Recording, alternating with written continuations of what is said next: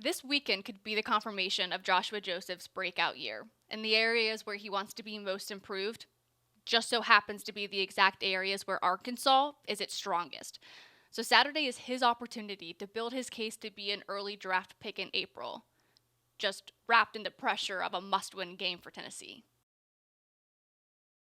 Last season, Josephs felt there was more to give. I mean, in 2024, he was productive. He had flashes of potential and moments of dominance.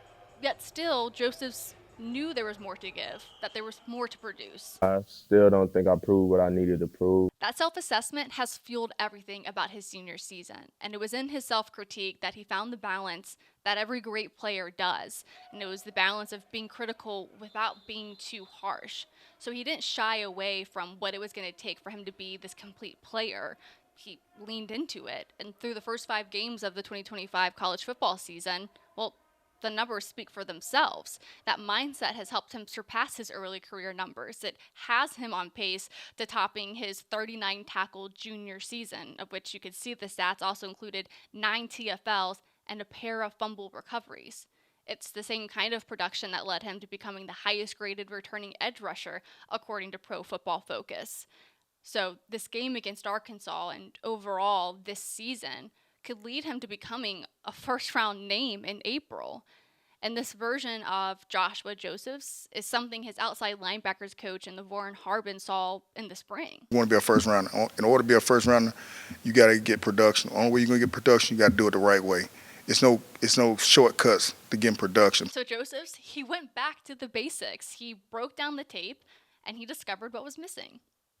Felt like there's a lot more I could have done out there, and there's a lot more I should have done out there that I still kind of hold over my head. Those plays, they were in the backfield, and it was because he was a moment too slow. He was a step too slow. He was getting there, but he wasn't finishing. But not so much anymore. Even through the double teams, he is able to find a way, because of his technique and because of his fundamentals, to still get into the backfield. You could take Mississippi State, for example. It was, in fact, a career day for him in tackles where he finished with 9. He also finished with a scoop and score. It was a complete game for Joshua Josephs, and it led him to earning the Senior Bowl Defensive Player of the Week honor. That award was a mere reflection of the mindset that he has, where he is relentless in his pursuit to be this complete player because he is unwilling to be satisfied with his efforts. There's like this constant hunger to him, which is not a surprise to his coach. That's refreshing because I'm never satisfied here. They'll tell you I'm never satisfied. So that makes it easy. I mean, he wants to be better. And that mindset absolutely needs to translate to Saturday because the Arkansas Razorbacks present such a unique challenge to the Tennessee Volunteers. And it starts with the Razorbacks quarterback and Taylon Green, because I am sure, for one, he probably gives defensive coordinators so many nightmares when they're trying to figure out how they're going to slow him down, because he is one of the best, most dynamic dual threat quarterbacks in the country right now. He's probably the most dynamic quarterback that Tennessee will face this season, if not in the regular season. And it's because of what he does when he utilizes his legs. Right now, he's 4th in the nation amongst quarterbacks in total rushing yards. More impressively, he's 35th in the country in total rushing yards this season. And that's a better stat line than their starting running back in Mike Washington. And where the Razorbacks find their success is in deception, whether read options, RPOs, but it's motion that tests the eye discipline of the defenders. We saw Taylon Green have success in that against Ole Miss because twice his decision-making set up game-tying touchdowns, whether it be a fake handoff or one that he kept. His decision-making led the defenders to biting too early, and he made them pay. He will do that against Tennessee if their edge rushers and their defensive linemen are not decisive in their decision making, and if they bite too early, he will make them pay. And that's where Joshua Josephs comes in. Like, this is his game to show that he is faster, he's smarter, he's as productive, he's also dependable. And that leads into the mindset and game plan that the coaching staff wants for their defense. We don't need Superman out there. We need for everybody to do their job versus a very athletic quarterback. Remind you a lot of guys, you guys remember Vince Young, Michael Vick. That's what he remind you of, just a taller, longer version. Part of what gives the coaches and staff on defense confidence that their players will go and execute the game plan all comes down to their ability to encourage each other to uphold the standard. And all of that is rooted in the bond and in the chemistry that they have with one another. We've heard so much this season, whether it be from defensive back Andre Turntine, highlighting that this team feels a lot closer than in years past, and even those teams have been really pretty close.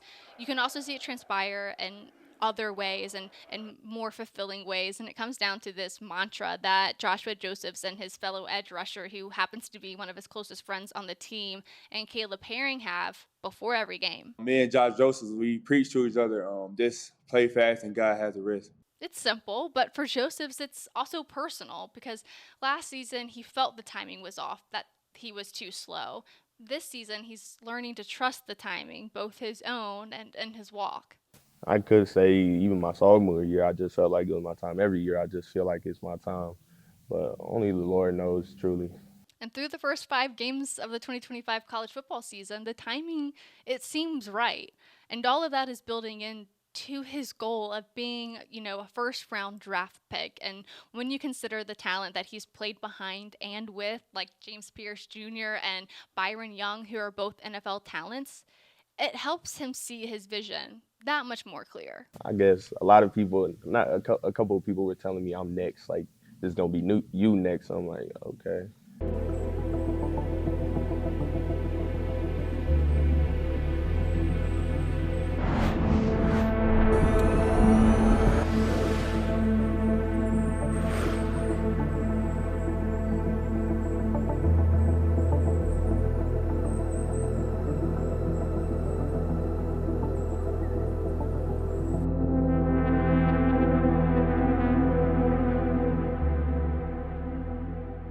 This Arkansas game is the perfect chance to showcase why. But of course, this game is more than just Joshua Josephs. It's what he and the defense as a whole can do. Can they prove that they can dictate the game once again? Can they prove that they're not going to get pushed around like they have been? That's what made the Georgia game so heartbreaking, because the results did not match the work that they had put in. But then you can go back and rely on the fact that this is a very connected team, and they utilize that team chemistry to continue to push and uphold the standard.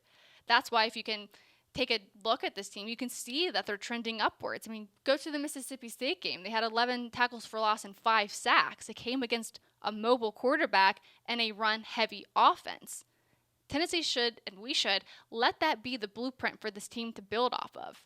If they can carry what they did against Mississippi State, build off of that here Saturday against Arkansas, this could become a season-defining win for the Volunteers. And then you realize again how it all is connected for Joshua Josephs. Like, it is all about family, time, and football. It's partly why he's playing his most complete game of his career. He is a leader on the team in tackles for loss. He's among the sack leaders in the SEC. And because of that, Saturday could be his game of his career and of his season. If he can set the edge, if he can get home on the pass rush, and if he can limit the explosive plays of Taylon Green, this becomes the game that gets replayed in April. That's the edge. We'll have much more on Tennessee football and the Arkansas Razorbacks Friday morning for live ball at 8:30 at Harper Volkswagen with myself and VFL Todd Kelly Jr. I'll see you guys then.